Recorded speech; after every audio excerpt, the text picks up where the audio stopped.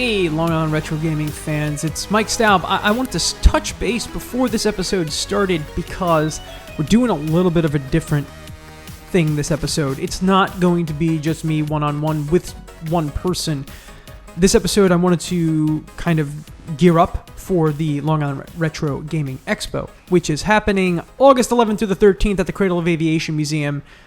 That is in the year 2023. And on this episode, I wanted to talk to three different people to just kind of get real excited about what's coming up. So I talk with Zach Rotes of our free play section. I talk to Ryan Shapiro of our panels and guests segment of the show, and he's also one of the co-founders of the expo. And then last, I speak to the operations coordinator and the other co-founder of the expo, Mr. Joel Albino. So everyone, I think this is a great listen. If you're thinking about coming to the expo, I think this will help you solidify your plans. And if you're coming to the expo and we know you're going to be there, we'll see you when that happens. But have some fun with this, because I certainly did. And here we go.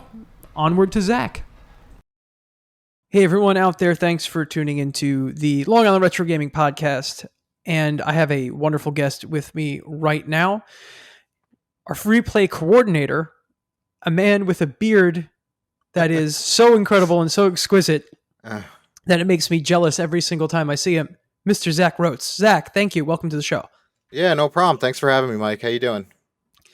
I'm good, man. I'm good. I'm here to talk about free play. Here to talk about free play, man. I want to talk about like what you got going. We know the expo is coming up very, very soon. It's less than a month away at the time of recording this, and free play is such a important section of what we do at the Long Island Retro Gaming Expo, just giving people access to play all these old consoles and these classic consoles and classic games. You know, let's so what excites you the most about free play?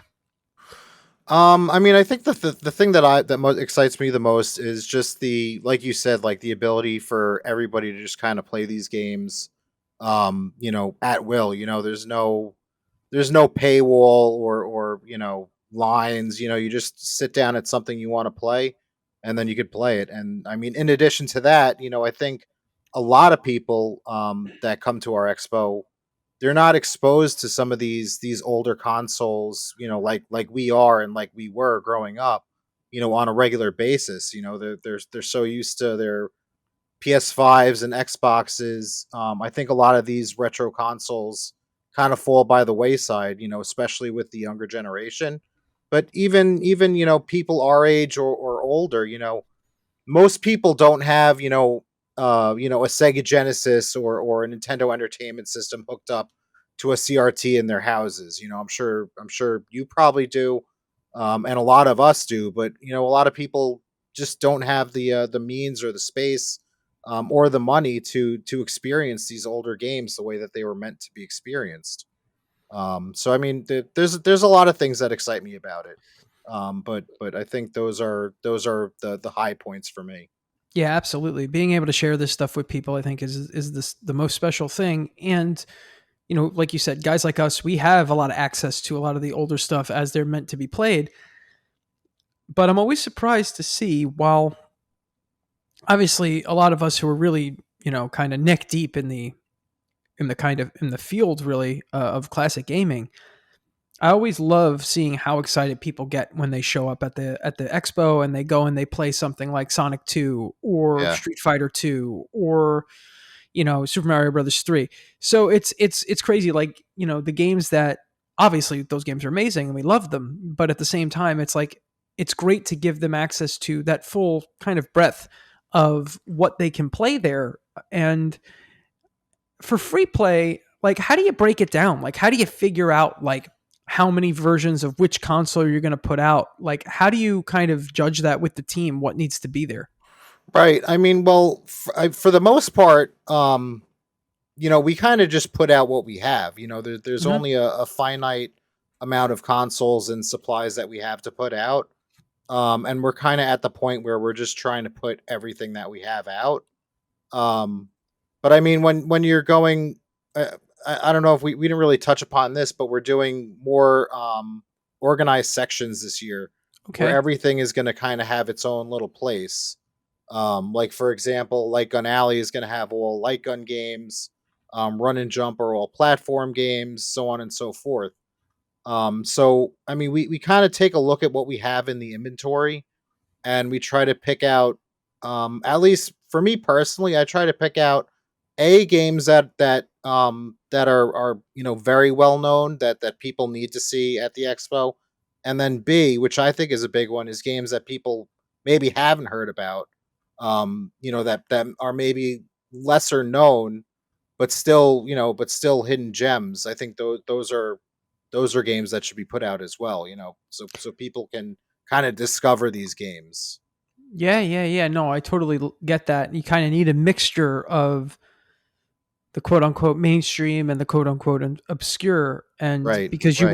you want to entice people who are, as involved in the culture and the field as we are, but also not turn people away who aren't as familiar. What I love the idea of the action, not the action. I love the idea of the different sections, right? And having Yeah. having those sections. I think that's really great. So, what led you guys to like come up with that? And prior to this year, right? Prior to 2023, how is it organized? Yeah, so I mean, prior to this year, we had, each I think each year moving forward, we were getting slightly more organized as far as the systems and layout.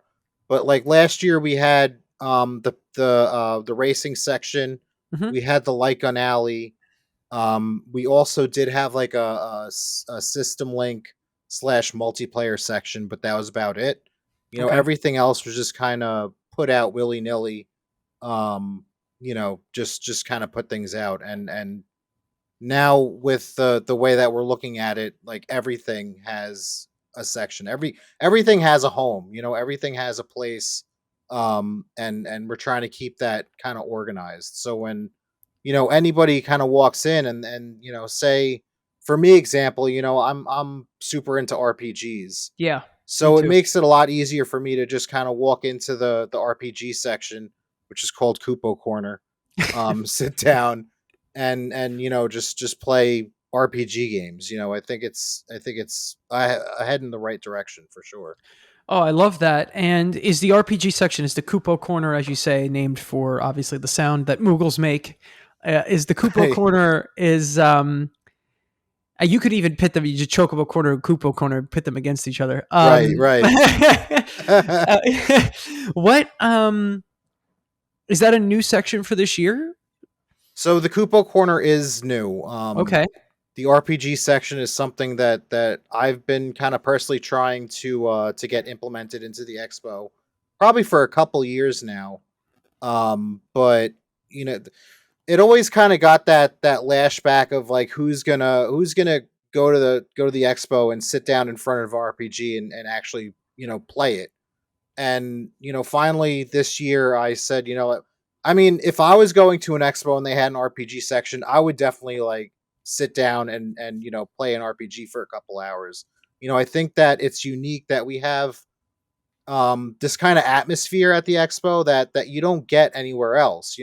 And I think that it would be a pretty neat experience, for somebody like myself, to go and sit down and play Final Fantasy VI for a couple hours at least. Hmm. While you hear everything going on around you, and it's just something about the atmosphere that I think sounds appealing to me about sitting down and just playing one game. And the thing that really pushed me to kind of like push the idea of an RPG section was that last 80s night. I think it was the one that you helped out on. We had a Dreamcast set up with Sonic Adventure, Yeah. and there was this one kid that sat down and played through the entire Tales story. Yeah. And he was happy as a clam. And once I saw that, it kind of clicked that I think people will enjoy an RPG section. I think they will sit down in front of it, for a couple hours at least, and progress through the story of one of these, great and legendary games. I agree. I agree. And it's often a genre of game that at an expo like ours that kind of remains untouched because they're often seen as kind of more isolated experiences, right? They're Right. very much single player experiences, but I do think that having a section like that at the expo, I think is an incredibly original and unique experience that, like you said, like I don't think anyone does that. I don't think many expos do that or many conventions do that. So, of course, I have to ask, as someone who's a huge RPG fan myself, modern and classic, what what games can we expect in this RPG section to get people to come and sit down and play them? Yeah, so I tried to choose iconic games, but also games that like I was kind of talking about earlier are a little bit Yeah, less known. I think my favorite submission for this year is Mother 3, yeah, which is the sequel to Earthbound, or Mother 2 as it was called in Japan. And I think I'm really excited for this one just because it was never released in the USA. yeah. So we got a fan translation cart, and it's going to be playing on a Game Boy Advance player on a GameCube. That's Um, awesome. That's awesome, yeah, especially on because a original CRT. that's so cool. Because people didn't get a chance, really. I mean, a lot of more people now got a chance to do it because you have the translated ROMs and stuff like that in the carts. But that's a really unique and original experience to Right. have for someone who even wants to play it for a few hours. That's awesome. I love to hear that, and it's great that we have the access with the Game Boy player and the GBA. So Yeah. that's exceptionally cool. That's a real original experience. Now, do you have any multiplayer RPGs that you're putting in there? So Like, yeah, we actually do. We have Secret of Mana for Super Nintendo, which is very cool. a 3 player or up to 3 player RPG. Yeah, It's mostly a single player game, but you can have 2 other people hop in after a certain point in the game, and they can help out with the battles and whatnot. yeah, So we'll have that with whatever the multi tap for the Super Nintendo was called, yeah, the four score. No, that was Nintendo. I forget yeah, what it was called, but yeah. whatever. Yeah, it's gonna be set up for multiple people to play at the same time. That's So awesome. that's an interesting one. That was old Joel. Yeah, that definitely sounds like a good one. Have you considered putting any of the Tales of games in there? No, I haven't. No. Tales, that's a good idea. I'm not too familiar with Tales games. The first one I played was Tales of Arise. Okay. Oh, Probably okay. last So year, the newest really, one. really modern. Yeah. But that's definitely most of those games are on my backlog. But yeah, I mean in the future for sure, I would definitely consider that. Yeah, Yeah. because most of those games are obviously it's similar to Secret of Mana, where it's mostly a single player game, but when you get into battle in Tales, the Tales battles are action battles that Right. you can actually play with up to 4 players. Like I've known people that have played through Tales of Symphonia or Tales of the Abyss or Tales of Vesperia with people, and it's a really good experience for them. So hey, idea for next year. There There's you go. always Yeah, for something new. sure. There's always Yeah, something new. I think it's a good thing to try to have like at least one multiplayer RPG in Hmm. the section, every year. So that gives me a head start for next year. Absolutely. Are you mostly focusing with the RPGs? Are you mostly focusing on like Super Nintendo and like PS1 RPGs, or are you kind of all over the place? No, I'm all over the place. So we have Dragon Warrior, which is for Yep. the NES, or Dragon Quest in Japan. Of course, we have Final Fantasy 6, Yeah. or I mean 3, uh, whichever way you want to look at it. I mean, technically, it's Final Fantasy 3, because we have the American version for Super Nintendo. We have Skies of Arcadia for Dreamcast, Oh, love that. That's great. which is also an exciting one. Then we have Suikoden 2 for PlayStation 1, Cool. and then finally Mother 3 for Game Boy Advance. So we're really covering multiple systems. Yeah, that's a great spread, man. That's a great Yeah, spread. That's really really cool. I love that. So I love that. I love everything about this. When I heard about it from George, I was very excited to talk to you about it because as an RPG fan, it's really nice to see that and really nice to put that kind of care into um, the people that would like those types of games, and I feel right. like they're going to feel represented or seen. by seeing this stuff at the expo. So, just as a question, do you have a favorite? Do you have a favorite RPG? Do you have a Uh, just personal, just a personal question to ask you? yeah, I mean, personally, that's tough. My go to is usually Final Fantasy 9 if somebody asks me that Yeah, question. yeah, I love that game. Um, but there's just so many great freaking RPGs out there. It's hard to it's really hard um to name like my favorite one. Yeah, I That totally get it. probably my favorite series would have to be Final Fantasy. Hmm. Um, but yeah, there's so many great RPGs out there. Like even Earthbound was So good. for me. It was like a life changer when it came out. I remember being a kid and playing that game and just being in awe.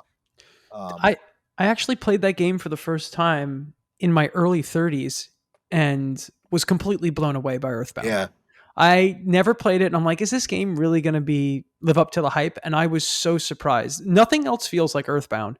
no, It's so unique and just an RPG, a turn-based role-playing game where you're just a bunch of kids. It's like I always make the joke that Earthbound is like if Stephen King and Steven Spielberg made a game that was published by Nintendo.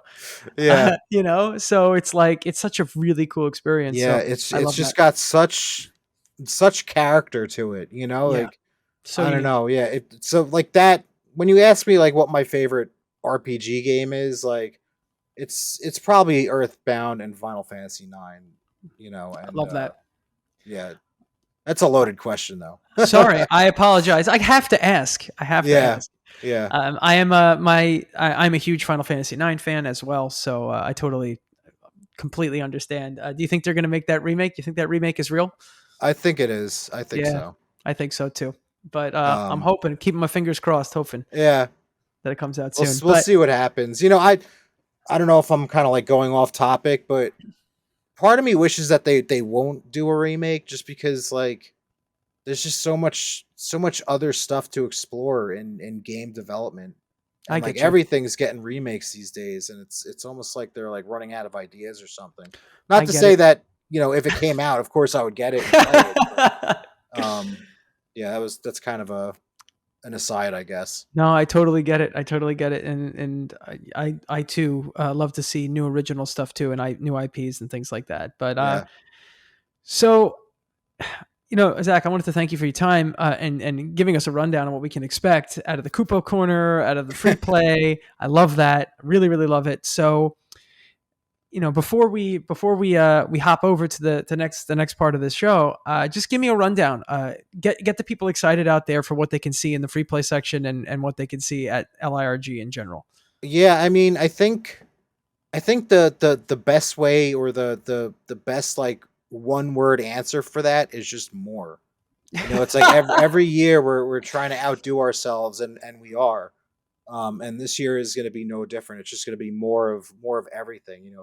Especially in free play. It's more and organized. How about that? Okay, Yeah, I like it. we're really always like pushing ourselves to the limits, and I'm really excited to see the final. I don't know, the final view of the show or whatever. Yeah, I'm yeah. very excited for that. Yeah, Well, Zach, thank you so much. You heard it here, folks. If you've been to the expo before, Zach is telling you that there's going to be more, it's going to be better, and it's going to be more organized than previously. And we're pretty organized to begin with, so yeah, that says a lot. And there's going to be a new RPG section in the free play area, and more and better. So if you're someone who's attended the expo in the past, you can expect more and better. And if you're someone who hasn't attended the expo in the past, take our word for it. Yes, we're a yeah, little biased because we run this show, but it is one of the best weekends of the year. So you have to come and you have to visit the free play section. Absolutely need to visit it. And if you're an RPG fan, you got to go to Kupo Corner. yeah, for sure. Zach, I want to thank you for taking time to speak with me today. Yeah, man. Um, Thanks for having me. It was a blast. you do an incredible job, and everyone should know that. So, everyone, Thank you. You too. thank you, thank you, thank you. Big thanks to Zach Rotes, our free play coordinator, and we're going to move on to the next segment. So, thanks again. Hey everyone, and welcome back to the pre Long Island Retro Gaming Expo edition of the Long Island Retro Gaming Podcast.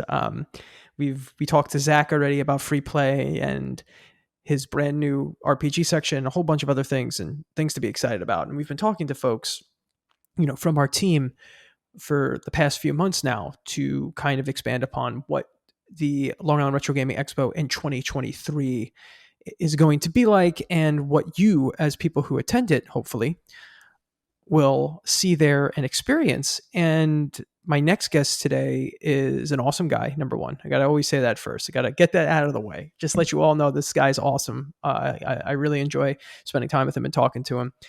But he is one of the Long Island Retro Gaming co-founders, and he works with us now to be our panels and guest coordinator. So everyone, welcome to the podcast. If you're listening to this by yourself, just give him a round of applause. He can hear it. Mr. Ryan Shapiro. Ryan, thank you so much for being here. Thank you, Mike. That was such a great intro. I appreciate it. Yeah, man. Yeah, I know. I gotta give credit where credit is due. So let's talk 2023, my friend. Obviously, we've at a lot of these podcasts we've been talking about how, you know, 2020, 2021 were weird, right? And we come out the gate 2022 and it was like, welcome home. It was such a great moment. Now, kind of riding off how that felt, we're getting into 2023. So with you and like the panels and the guests that we have and the professionals that come in, like, how does that process start for you, after 2022? Yeah, I mean, when we were during the down years of the pandemic, I mean, we did make an effort to continue to maintain Mm-hmm. our relationships with all our guests. I think we even worked with you during our uplink. We sort of did like a virtual expo, Mm-hmm. and that was met with some success. But we never lost the vibe. We never lost our connections. And when we set out to set this year, we actually decided to say, okay, let's bring in as many as we can. We've really packed the schedule full, and actually we had to add panel slots to Wow. accommodate for everybody that we brought back, and a lot of new guests as well this year too. That's amazing. That's great to hear. And that's one of the big draws, right, of any expo. It's not just all the games you can play, and it's not just all the great stuff you could see in the cosplay, but it's also, what kind of weird, unique, and different panels can I go to? I know some folks who go to conventions and expos like ours, like that's the bread and butter for them. They'll wait hmm in the big convention center, quote unquote theater all day and just watch panel after panel after panel. It's a beautiful thing. So, how would you say this year is pairing up to previous years with the expo? Well, yeah, I agree with you. I mean, the panels part of a con is always so important. Sometimes it's a place for people to gather, and it's a community focused effort. But we also focus on education and Yeah. the historical aspect, right? So we do have a mix of panels where you're going to go and you're definitely going to learn something new from a system that was so obscure that nobody even knows about it, and we kind of have people today who are almost like these digital archaeologists, and they're just resurfacing stuff and bringing it back to the forefront, which goes hand in hand with what you do, Mike, on the museum side of things. I know you're probably going to talk a lot about the museum, but that was always close to my heart as well. hmm Yeah, I really do think the panels crew and the museum crew, like what we're showing, kind of go hand in hand. Obviously, everything goes hand in hand. It's a total team effort, but the obscurity and the stuff that you can learn, the educational aspect of it is very, very important. I think that's kind of the mentality we go into this expo. It's like, yes, it's fun, yes, it's hmm games, yes, it's all this stuff, but at the same time, this is a important part of entertainment history that we want to preserve. And I know that preservation is such an important aspect of that. So when it comes to these panels, like what goes through your head, like when you're like trying to find the right guests, right, for an event like this? Where are you guys looking? Like, what are you looking for? Who are you looking for in general? we try and get there's a lot of different mixes we look at. Hmm. We want to get some people that have to travel a little bit to get to us, but we also want to get some people who are local to Long Island or the tri-state area. We also want a mix of young and old and diversity of all kinds, right? So I think for the first time in a few years that I can remember, we're bringing on more Twitch streamers. who are Cool. focusing on the retro gaming scene from a Twitch perspective, which honestly I have not paid close attention to. So I'm really excited to learn more about what they do there. But yeah, I think it's, when Leroy and Joe and the rest of the panel team get together, we always say, okay, who do we have to bring back? What Hmm. fresh faces do we want to bring in? Who has maybe reached out to us? Okay, so that's actually really interesting when you bring up the Twitch streamers and stuff like that, and their kind of focus on the retro community. I think I don't know if it's necessarily easier to be a retro Twitch streamer in 2023, but I know that some of these classic consoles that are kind of being redesigned and recreated, things like the Mister, the analog devices, Oh make it yeah. really easy to play on like real hardware. So I think that's a really cool way to go about it. And I guess when you're looking at people, it's really great to look at young, look at old, look at people we've haven't had before, look at people who have been part of the whole conversation. Hmm. So tell me, like, what's the list look like this year? How many guests can we expect? What kind of cool and new stuff can we see? Yeah, I mean the guest list is extensive, so I don't think we're going to get to everyone today. There's That's over 20 or fine. 30 guests. Highlights are good. 20 or 30 guests, a lot of Of people to course. manage. Yeah. So I mean, some of the more exciting ones we have, Frank Cifaldi from the Video Game History Foundation making Yes. a return appearance to our show. This is coming on the heels of a very important report that they just published about, Yes. the Yeah. scarcity of a lot of the games that we grew up with and how hard it Hmm. is to play those things today, to your point, right? So Hmm. there's a lot of options today, but I think there's also some concern. So, he's going to be putting on a very entertaining and informative panel about that. So I'm looking forward to that. So that sort of covers the history aspect. Um, from just you want to go to a panel and have more of an interactive, or a more panel where you can have some fun.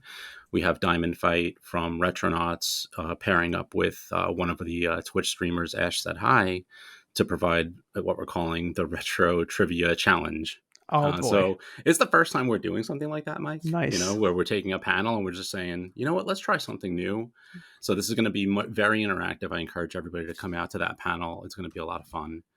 Um, I do not have access to the questions in advance, so I'm not sure what it's going to look like. It's probably going to No. be really intense trivia, Oh retro yeah. enthusiasts. I mean, I don't think this is going to be. I don't think anything like that's going to be easy. I think even for No, guys like us that are like immersed in it, we might have to do a little thinking bring your skills. Yeah, and your memory. yeah. Yeah, so we can keep going down the panels. We have John Riggs is returning. I Very always like cool. watching Riggs on YouTube. He's always doing cart repairs and looking at all the different things that are interesting about our hobby. He also has an interesting following about cereal. So it's like, why wouldn't you be a cereal enthusiast? Everyone loves cereal, right? I mean, why not? I guess. I mean, good. I'm glad that he likes cereal as much as he does. Yeah. And to cover the local aspect, your friend and mine, Brendan Bailey, is Yeah. going to be doing a panel to give us updates about his project called Nixie. And Yeah. Nixie's an adorable robot, and Brendan's been updating us on the progress of his retro gaming project, and we're excited to hear from him as well. Yeah. No, I'm very excited for Brendan. Brendan is our museum coordinator. I work very closely with Brendan. He's an incredibly talented person and a great guy. I've been friends with Brendan for a very long time now, and I'm so happy that he's doing that, and happy that he gets to showcase his game at the expo. I've played a little bit of Nixie, and it's Oh no very way! Really? it's very good. Yeah. I'm going to give him that credit. I'll give him that shout out. Okay. It's very, very good. I played it at his house a few weeks ago, and it was funny because I would talk to him. And he's like, "So," I'm like, "I'm not surprised that it's good because I knew it was Right. going to be good, but it's just really cool to sit down and play it in person." And he's done a really great work on it. And he really cares about it and loves it. So that's awesome.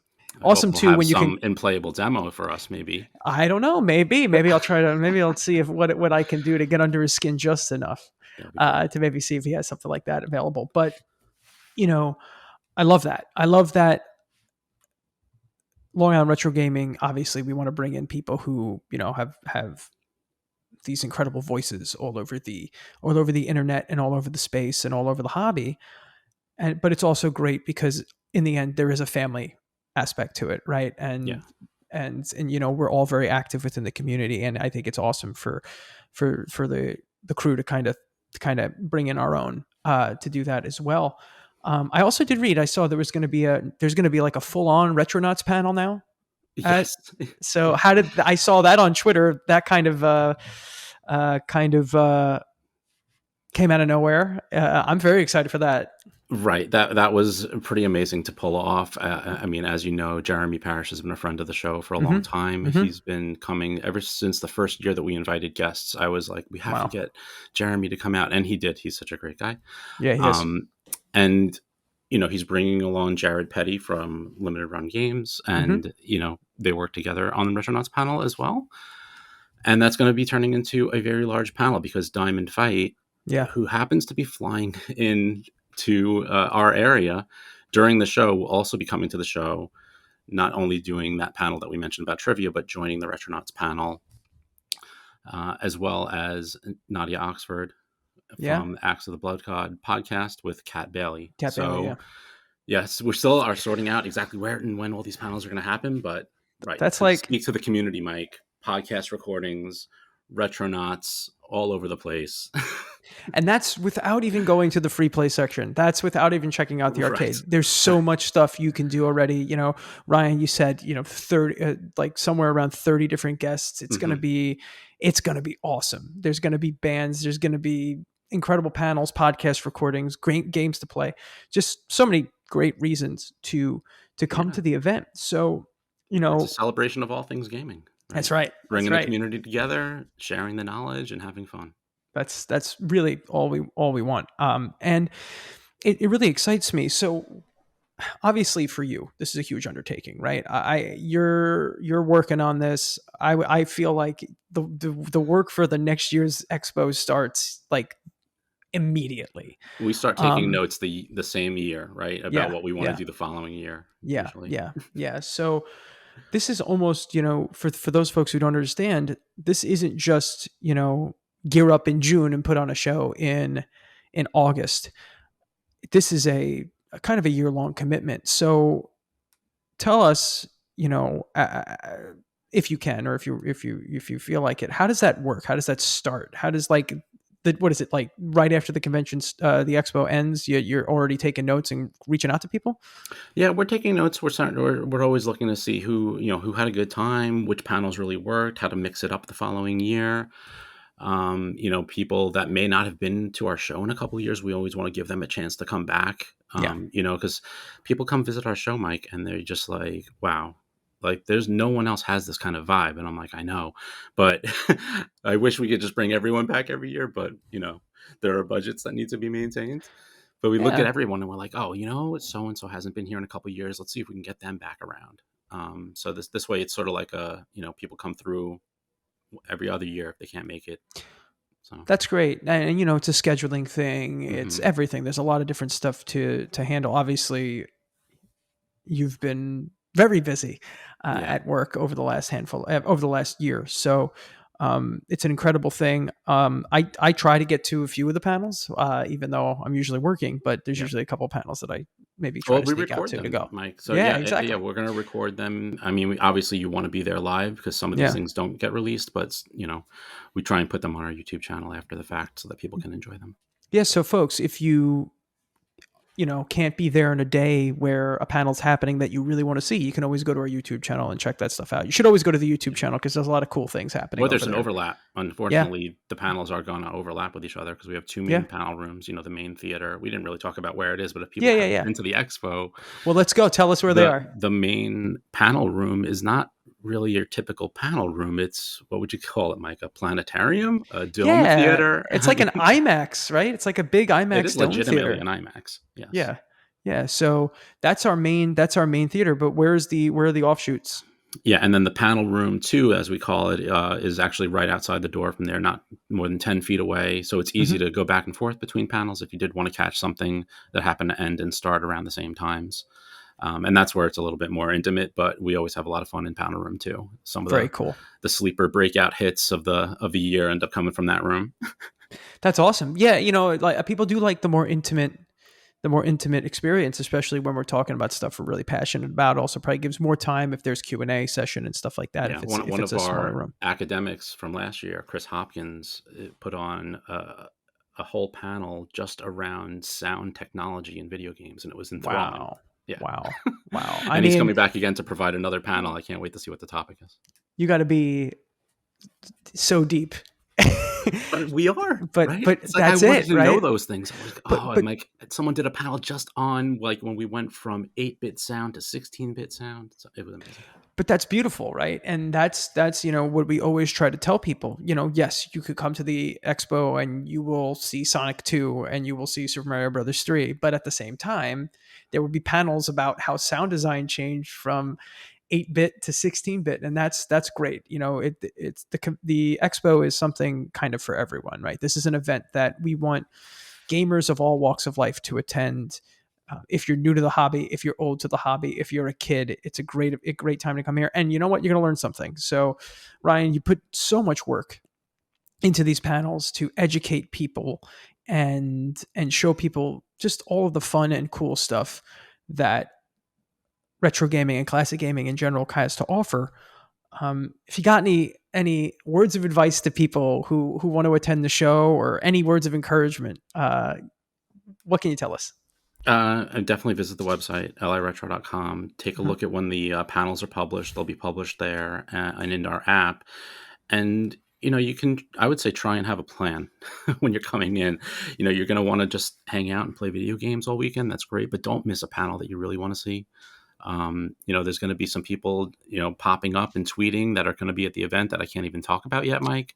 But pay attention to the socials, pay attention to the app, and actually, there's some digital signage around the whole venue, right? So look at the signs and pay attention to the announcements when things are happening, so that you do get the most out of the weekend. That's my Yeah. advice. So as Ryan said, we have a whole long list of cool people that we know are coming already, and then there's even going to be other cool people that you don't There's even some know that about we yet. haven't even mentioned. We're under. Not even mentioned yet. Yeah, So we can't folks, talk about it.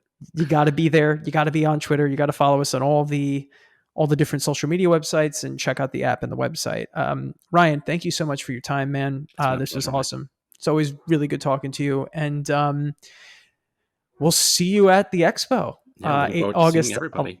August 11th to the 13th at the Cradle Aviation Museum. Ryan, big thanks to Ryan, one of our co-founders. So thank you for everything. All right. Thank you so much. You deserve all the pats on the back and all the hugs you possibly can get, and all the praise, because without you, we wouldn't have anything. And two, Ryan does incredible work as our panels and guest coordinator. So be sure to come to the expo and experience that firsthand. Ryan, thank you. Thank you, Mike. You're doing a great job with the podcast. Appreciate it. I'm trying. We'll talk to you later, man. Have a good one. You too. Hey, everyone, and welcome back to the Long Island Retro Gaming Podcast. Thank you for joining us for the first two segments of this podcast, where we talk to Ryan and Zach. And to wrap up things before we kind of kick this whole thing off and have our expo at the Cradle Aviation Museum on Long Island from August 11th through the 13th, I wanted to have one more quick conversation with the big boss himself, Mr. Joel Albino. Joel, how can I help you? What's going on? Oh boy, yes, how you can help me. I got a laundry list of things. It's going great. Good. It's I want to talk to you a little bit, kind of share what you're excited about, how excited you are in these last few weeks leading up into the expo, and what people can expect, to see and to experience when they're. Sure thing. Well, as far as I'm feeling good. Good. This time of year kind of cycles between extreme excitement and complete terror, sometimes within the same minute. But I can say that from organizationally, we are the most prepared we've ever been, even though we're still preparing, but we're the most organized we've ever been. Our communication internally has been good. So hopefully that translates into a very nice experience for everybody who will come out to the show. Yeah, things are impeccably organized, man, and everything's starting to feel like it's falling into place from the back end side of things.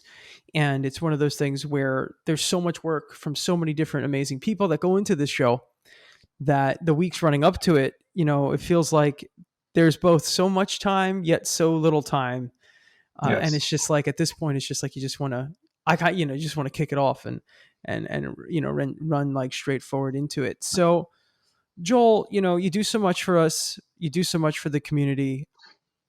What should we, as people who love retro games, like what should we be?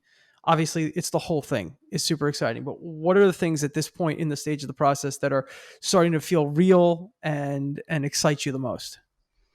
Uh, well, the whole thing's feeling real. Just to go back real quick to us organizationally, for any Hmm. process nerds that are out there, we started using an internal app called ClickUp, which Yes. lets you just organize task-wise, and it's pretty simple, but it has really changed everything and made things so much easier. So there's probably a bunch of you out there who use that or something like it. So just know it is doing good things for us here. So if you came to the show last year, you saw a big difference from our last show, which was all the way back 20,000 years ago in 2019. I can't believe Uh, it. yes, you will have noticed that we almost took up, I don't want to say double the space, but there was a huge amount of space on the right side of the museum where a lot Hmm. of their exhibits are that we didn't use, and then last year we started using. So you're going to see a continuation of that, uh, where we're pretty much using just about every available inch inside the cradle. We some exciting things, some differences from last year is the free play team has really been working on, their goal is to refine the experience, like, putting out a bunch of games and rando, and yeah, it's fun and all, but we've been having a lot more fun doing some theming and some different, kind of focusing experiences. You will have seen that last year with George's racing section, how he kind of built out a whole, the whole gamut of a bunch of different stuff relating to that. So you're going to see more themed sections. The two that I'm most excited about is something that we internally call the Hall of Oddities. It's just a Hmm. bunch of weird crap. It's like a bunch of weirdo stuff that, like, maybe you've seen, maybe you haven't. It doesn't really fit into a category. It's just weird. And another one that they came up with, which I, I wouldn't have thought of, and I think it's a fantastic idea. Uh, the actual name of the section escapes me, but it's essentially a creative art section. So they're putting things like Mario Paint, the LJN video art, the Atari, one of the Atari computers, I think, had a pad and a pen from the 80s, and just stuff like that. So I'm looking forward to seeing that. I think I think it's a pretty cool thing. Our homebrew indie section is going to be bigger than last year. Video Games New York is once again headlining it and bringing a bunch of their self-published Dreamcast and Switch games. But in addition, we're going to have Opcode Games, who makes games for the ColecoVision, and Very cool. they're going to be bringing a bunch of arcade ports. The whole list is on our website, but they're bringing that. We have NES maker Joe Granado, who makes the software with Austin, and he's going to be bringing his whole setup down, teaching people about the software. I think that he has asked other NES makers out there if anyone wants to come to the show, and if they do, he will show their game off, right? So we could have a whole bunch of local uh, NES creators out there, which is totally like super cool. Love that. I am Colossal Cave. That's a remake of the uh, old game back in the 70s or 80s. Um, there might be one more, and if you're listening to this and you're the one I'm forgetting, I am so sorry. I should have had a list pulled up, but homebrew indie, a lot bigger. We're adding six consoles to our console history exhibit. So this year's new inductees into the Ooh. LI Retro Hall of Fame are the Vectrex, the RCA Studio 2, the Neo Geo CD, the Neo Geo Pocket Color, the Wii U, and man, I am just batting 1,000 for forgetting the last thing. And one more. Okay, well, they'll have to just come to the event to find out. If they come and see and scope it out. It makes total sense though. There's so much stuff. There's just so much stuff flying around. It's hard to remember everything that we have. That's why we have that ClickUp thing, because We have ClickUp and lists and Slack and all that stuff. Lord knows I can't remember anything. Yeah. What else is big? Eon Gaming will be back, and they'll be running their hourly tournaments. They're cool. Releasing their new Xbox adapter soon, so that's awesome. That's fun and exciting. The PokeLab. Oh, right? Yeah, the PokeLab. The PokeLab, which will be in the museum section, yeah. Right. Mike, why don't you tell them about that, since you're kind of helping to head that section up? Yeah, so last year we noticed, we have Eric. Last year, he's actually brought a lot of his own stuff to show off in the museum section for the last 2 expos. And then last year, he brought his stuff, but he also had this idea to set up a table where people could come to him and meet him and get rare event Pokemon from all the old Pokemon games. So whether it was Mew or special Pokemon that you could only get, at a certain time, or things you got to get to the internet, he's got this way of being able to get those old Pokemon to people. So if you have any old Pokemon games, like up through whenever, Eric can pretty much get you most of the event Pokemon for that. We do have it on our schedule, which items you can get when.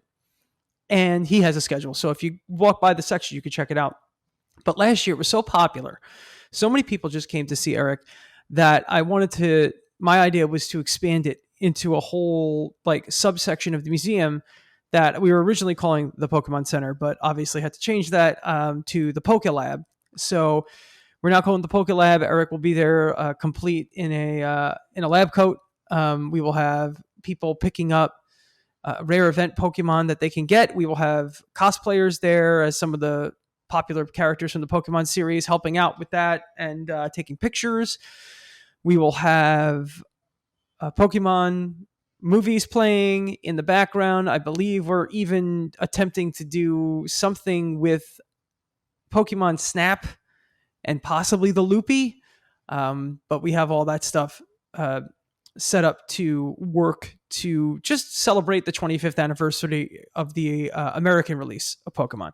So it's going to be really cool. I think you're all going to really like it if you're Pokemaniacs. And bring your old carts with you. Bring your old Pokemon games, because we will have the Pokemon for you to pick up. So that's something we're really excited about adding to the museum this year. Yeah, that's great. Hey, man, you got to catch them all. I will say there's 2 other things that come to the top of my head that are new. One of them is our PC section, which was pretty expansive last year. This year, we are adding to that, not necessarily by quantity, but by real hardware. We used to have we have a lot of systems where we emulate old games. They're semi-modern systems. So in the past year, we've really built up our collection of actual old PC hardware, like mostly PCs from the 90s and stuff. So Anatoly, our PC gaming coordinator, has been working tirelessly, because those old machines, man, when you get like the sound card and you need this for this game, it's a trip. So he has been busting his butt getting those ready for the show. And one of our volunteers wanted to do a video pinball section. So there's going to be a small section. I really don't know much about it. The free play team is helping him kind of work that out, but that's going to be fun. Yeah, no, there's a lot of great things happening at this event, panels and museum and ring and all the Hall of Fame type stuff and free play. There's just so much, and it feels like it's getting more organized and just more interesting. And there's definitely sections of it that are just a little bit weirder and have unique stuff. And there's so much going on that you got to be there. If you're a fan of video games, retro gaming, classic gaming, modern gaming, it doesn't matter. There's something for everyone at this convention, and there's something for everyone to play. So I always say, if you want to come in and play Sonic 2 or, Super Mario 3, you could do that. But if you want to come in and you want to play, an import Japanese console from the 70s, you can also probably do that too. So there's so much stuff going on. It's one of my favorite weekends of the year, if not my single favorite weekend of the year.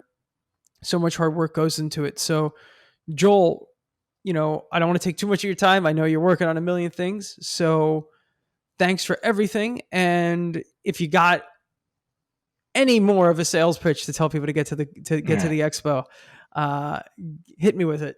All right. Well, this is I am the complete antithesis of the salesman, but yes, this is what I tell people, that we work extremely hard and we put a lot of effort into trying to make the convention really fun, right? And that's not just for like you and me, Mike, who are, knee deep in this, or neck deep in this, in this world.